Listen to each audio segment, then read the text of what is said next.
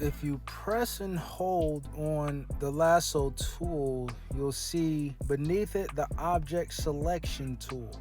And if you select that tool, you also have some additional settings here. The object style, the object selection style can either be a rectangle or a lasso. You can sample all layers, you can enhance the edge, or you can turn on object subtract. If you have it as a rectangle, you draw a rectangle and it will do its best to select the object, the bounds of the object within the rectangle that you selected. And as you can see, it may not be perfect. It's not going to select, the strands of hair falling from his face. It's not really recognizing the outer part of his jacket. But if we go undo, and instead of having it on this top option that will draw a new independent selection, if I draw another one, let's add to it and see if we can add on the lapel of his jacket, which it does.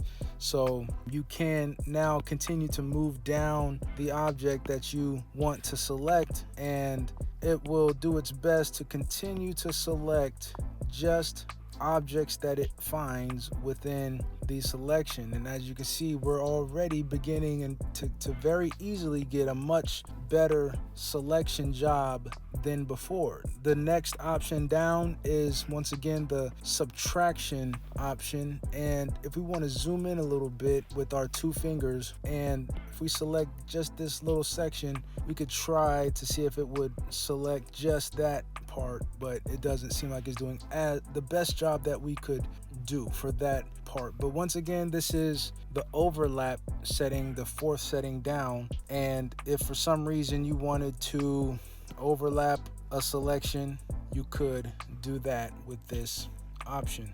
I'm going to two finger undo that, and that is the object selection.